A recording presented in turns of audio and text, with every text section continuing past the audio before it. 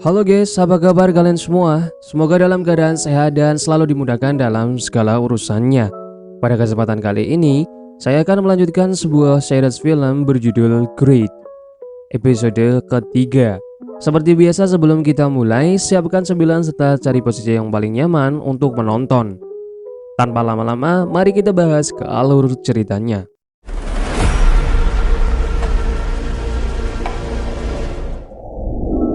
Episode 3 diawali dengan diperlihatkannya Ibu Choi yang meminta video rekaman CCTV di kantornya. Kemudian pada rekaman CCTV itu terlihat Kim yang sedang membersihkan sampah dan mengambil botol minum milik Ibu Choi. Setelahnya Kim berjalan ke sebuah ruangan untuk berniat mencuci botol tersebut. Pada saat itu Kim meminta maaf dan mengatakan bahwa dirinya tidak akan mengulanginya lagi. Di tempat lain, Jin mulai melakukan pencarian mengenai Kim Manok dari tempat tinggalnya serta sekolahnya dulu.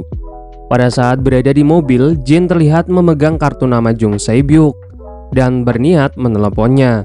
Bersamaan dengan itu, Jung Se-byuk ternyata lebih dahulu ditelepon oleh Kim yang memintanya untuk segera menemuinya.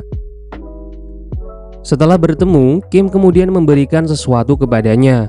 Dan ternyata itu adalah botol minum milik Ibu Choi.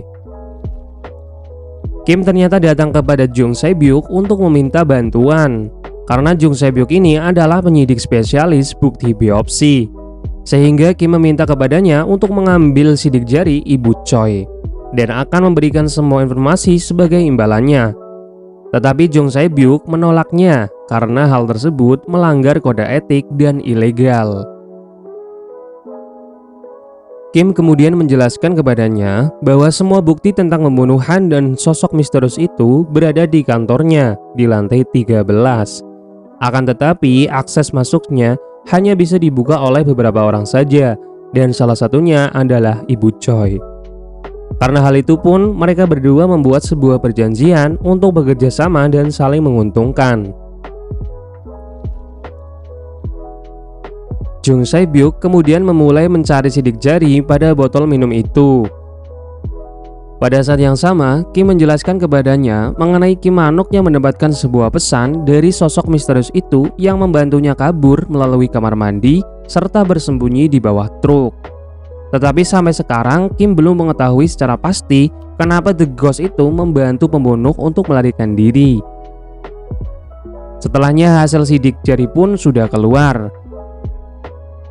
Namun Jung Se-byuk berpikiran lain, sehingga pada saat itu Kim langsung memberikan informasi data diri Ibu Choi dan mengatakan kepadanya bahwa Ibu Choi adalah pemilik sidik jari tersebut yang merupakan atasan Kim.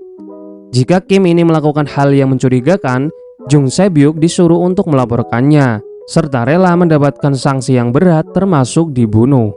Alhasil Jung Se-byuk percaya kepadanya dan melanjutkan proses pembuatan sidik jari yang membutuhkan waktu selama 15 menit.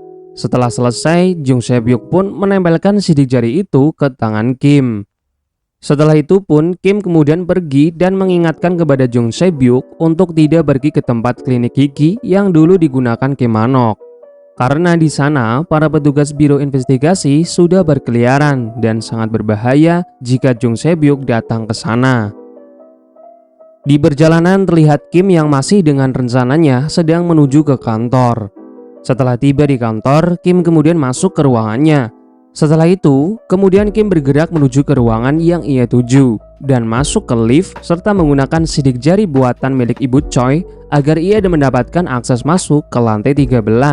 Setibanya di ruangan lantai 13, terlihat ruangan tersebut dipenuhi oleh banyak sistem dan Kim melihat ada dua kotak di hadapannya, di mana kotak tersebut merupakan kotak yang dibawa Ibu Choi dulu ke ruangan itu.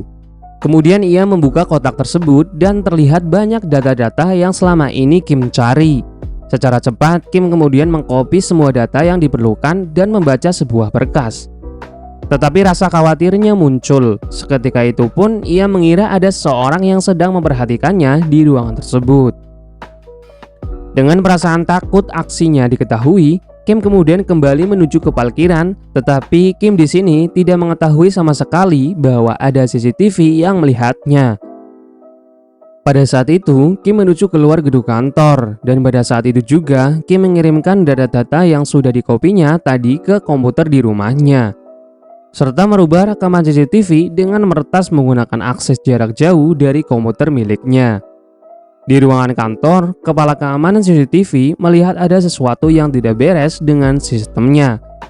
Pada saat yang sama, Kim masih berusaha untuk merubah semua rekaman CCTV mengenai dirinya. Dengan rasa gugup dan takutnya, ia pun kemudian berhasil merubah rekaman CCTV itu.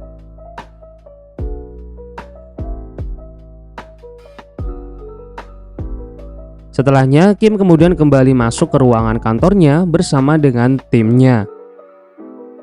Di malam harinya, Kim berada di apartemen miliknya dan masih sibuk dengan mencari tahu kebenaran dari sebuah data yang ia dapatkan.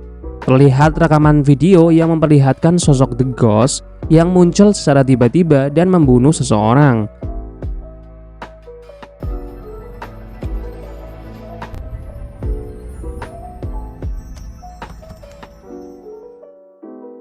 Terlihat tanggal 18 Mei 1997, The Ghost kembali muncul dan menghilang begitu saja.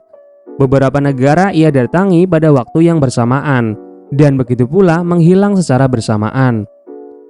Menjadi sebuah misteri kenapa The Ghost ini datang ke semua tempat itu dan untuk apa tujuan sebenarnya. Di sisi lain, terlihat Jung Sae-byuk yang masih saja mendapatkan sebuah panggilan dari nomor tidak dikenal. Ia pun kemudian melanjutkan perjalanannya. Kembali ke apartemen Kim. Kim terlihat sedang membersihkan kaca kamar mandinya. Dan setelah itu, Kim kemudian datang ke tempat Jung Sae-byuk karena ia sudah berjanji akan memberikan informasi yang dia miliki. Kemudian mereka berdua pergi ke sebuah tempat, dan pada saat itu Kim memberitahu rekaman CCTV mengenai sosok misterius yang sudah ia dapatkan. Jung Sae-byuk yang melihatnya pun berusaha untuk menganalisisnya. Ternyata didapatkan informasi bahwa sosok tersebut adalah The Ghost yang masih berkeliaran secara misterius dari tahun 1997 sampai sekarang. Pada saat itu juga Kim menjelaskan bahwa ada salah satu korban ketika sosok tersebut muncul, di mana korban itu mengalami sebuah luka seperti tersengat arus listrik hingga terbakar. Dan karena hal itu pun Jung Sae-byuk memberitahu luka yang dialaminya setelah mendapatkan serangan ketika melawan sosok misterius tersebut. Lalu Kim menjelaskan bahwa orang-orang yang berada di laboratorium sedang membuat sistem grid dengan menggunakan medan magnet yang dioperasikan pada tahun 1997. Dan sosok misterius itu ternyata adalah penciptanya. Kemudian sistem grid diperbarui secara menyeluruh untuk menutupi lapisan bumi dari radiasi matahari pada tahun 2004. Sehingga karena hal tersebut pun umat manusia dapat terhindar dari kepunahan yang diakibatkan oleh solar wind. Dan jika tidak ada sistem grid, mungkin radiasi tersebut dapat mengancam keselamatan manusia di bumi. Jung Sae-byuk yang merasa aneh dengan sosok misterius itu kemudian mengatakan, kenapa dia mau melindungi dunia serta membuat sistem grid, sedangkan dia membunuh orang juga. Dan kenapa harus muncul kembali setelah 20 tahun 4 berlalu, serta membantu seorang pembunuh untuk melarikan diri.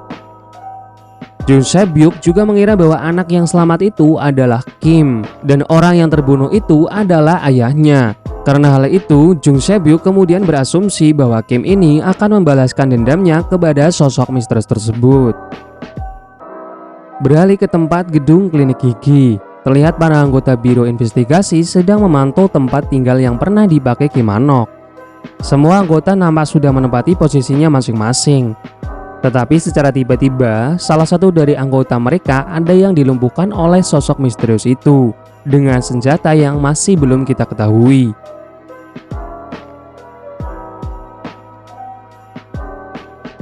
Pada waktu yang sama, nenek pemilik restoran kemudian melihat sebuah bayangan kaki, dan seketika itu ia sadar bahwa Kim Han-ok telah kembali ke gedung klinik gigi yang dulu ditempatinya. Di luar, ternyata para anggota biro investigasi sedang memantau pergerakan Kim Han-ok menggunakan CCTV yang sudah dipasang di gedung klinik tersebut. Sementara nenek itu kemudian mencoba menghubungi Jung Sae-byuk dan mengatakan bahwa Kim Han-ok telah kembali. Pada saat yang sama, nenek tersebut mendengar ada sebuah suara dan ia pun mencoba memastikannya.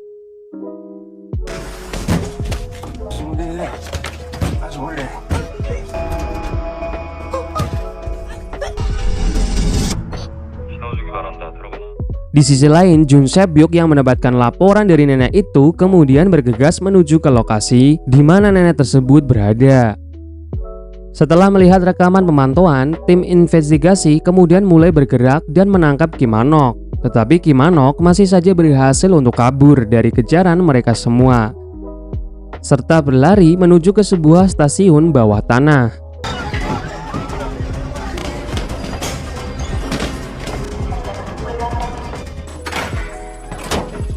Setelah berhasil kabur dan masuk ke sebuah kereta, ia pun memastikan bahwa tidak ada orang lagi yang mengejarnya. Tetapi karena alat pelacak yang masih menempel di jaketnya, membuat mereka dengan mudah menemukan serta mengepungnya. Pada saat yang sama, komandan tim memberitahu bahwa akan ada salah satu wanita yang datang dan membantunya dengan membawa sebuah senjata yang dia miliki. Setelah kereta terhenti di salah satu stasiun, Kim Man-ok dengan cepat berlari lagi untuk mencoba melarikan diri dari mereka. Komandan tim juga terlihat sudah sampai di lokasi stasiun untuk selanjutnya mengepung Kim Man-ok. Dan pada saat itu, waktu berulang kembali saat dimana Kim Man-ok sedang berusaha kabur dan masuk ke sebuah kereta. Pada saat itu, muncullah sosok misterius yang membantunya, yaitu The Ghost. Ternyata itu adalah kemampuan yang dimiliki The Ghost yang dapat memundurkan atau memajukan waktu.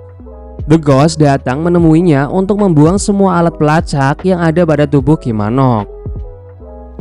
Lalu kemudian The Ghost pergi, disusul dengan Kim Man-ok yang mengikutinya ke sebuah tempat. Dan Kim Man-ok pun dapat lolos kembali dari kejaran para anggota biro investigasi. Terlihat The Ghost yang sedang menuju ke sebuah ruangan bawah tanah bersama Kim Man-ok. Di ruangan itu, kemudian The Ghost menggiring Kim Man-ok untuk masuk dan mengurungnya di sana. Seketika itu, The Ghost muncul kembali di hadapannya, tetapi berada di sisi luar dari ruangan tersebut, sembari makan coklat dan minum Coca-Cola. Dan Kim Man-ok terus berusaha melemaskan diri serta berteriak.